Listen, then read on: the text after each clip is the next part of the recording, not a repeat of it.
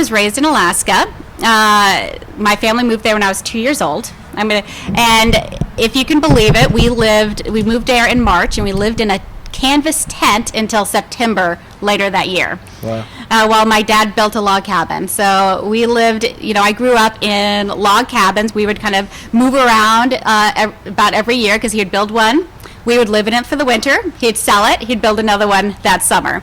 And he never liked to finish log cabins, so we would, little things like actually having windows. We had the cutouts where you'd have a windows, but we actually had visqueen or plastic sheeting over.